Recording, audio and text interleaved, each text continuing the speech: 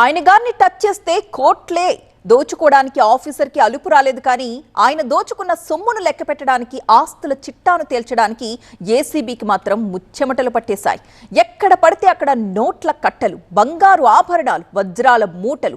ఎలా దోచుకున్నాడో తెలియదు. కానీ అవినీతిలో అంతకు మించి అనేంతలా ఒదిగిపోయాడు అధికారి. Land and survey deputy director Narahari ఇంట్లో అవినీతి సొమ్ము గుట్టలు గుట్టలుగా పోగైంది.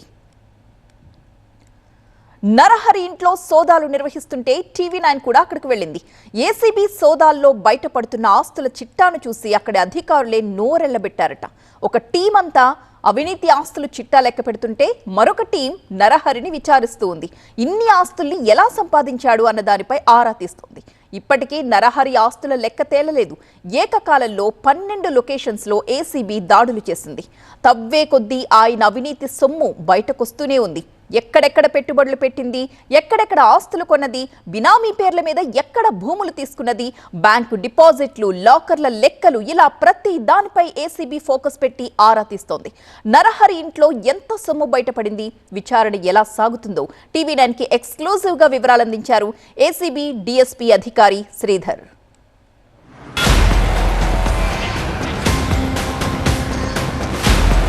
ఇప్పటివరకు 1,54 lakhs అనేది నెట్ క్యాష్ దొరికింది. అది కాకుండా ఒక సొసైటీలో 3.5 crores వరకు ఫిక్స్డ్ డిపాజిట్స్ ఉన్నాయి. అది కాకుండా యూనియన్ బ్యాంక్ అండ్ కెనరా బ్యాంకులో కలిసి ఒక 80 lakhs 70 lakhs అంటే ఒక 1.5 crore ఫిక్స్డ్ డిపాజిట్స్ ఉన్నాయి. టోటల్ బ్యాంక్ ఫిక్స్డ్ డిపాజిట్సే 5 crores అబౌవ్ ఉన్నాయి. బ్యాంక్ బ్యాలెన్స్లో బ్యాంకులో ఉన్న బ్యాలెన్స్ కూడా 2 crores పైన ఉంది. దాదాపు ఇదే 7 crores ఉంది. యాక్చువల్లీ ఇక్కడ డాక్యుమెంట్స్ ఆస్తుల కంటే కూడా ఆస్తులది ఇంకా నడుస్తుంది. డాక్యుమెంట్స్ ఇంకా ఫైనలైజ్ కాలేదు. ఒక హాఫ్ అన్ అవర్లో అది ఫైనలైజ్ అయిపోతుంది. ఇప్పటివరకు మాత్రము net cash and bank fixed deposits, bank బ్యాలెన్సెసే అతనికి డిఏ కేసుకు దాదాపుగా సరిపోయేంత వచ్చేసింది. ఒకటి గచ్చిబౌలిలో అతని టీఎన్జిఎస్ కాలనీలో అలాట్ అయిన ఒక ప్లాట్ ఉంది. అదొకటి కన్స్ట్రక్షన్ చేశాడు. అది నెక్స్ట్ ఒక అపార్ట్మెంట్ ఫ్లాట్ ఉంది.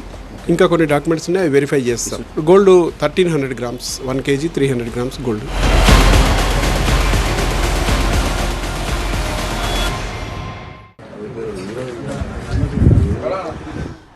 ఇవి మాత్రమే కాదు, 8 కిలోల వెండితో పాటు మొత్తం 13 కోట్ల రూపాయలకు పైగా ఏసీబీ దాడుల్లో దొరికాయి.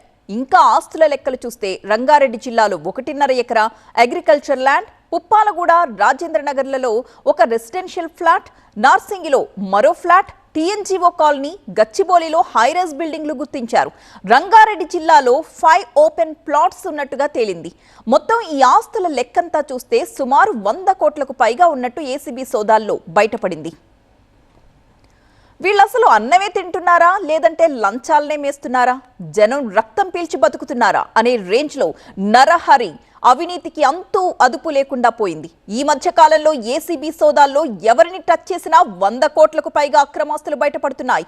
అప్పట్లో హెచ్ఎండిఏ మాజీ డైరెక్టర్ శివబాలకృష్ణ, ఇటీవల జలమండలి జీఎం అనంతలక్ష్మి కుమార్ అక్రమాస్తులు 100 కోట్ల మార్క్ దాటిపోయింది. ఆదాయానికి మించి ఆస్తులున్నాయి అన్న ఫిర్యాదులతో అనకొండల్ని లిస్ట్ అవుట్ చేసింది ఏసీబీ. పక్కా వ్యూహంతో ఆకస్మిక సోదాలు చేస్తూ వెళుతోంది.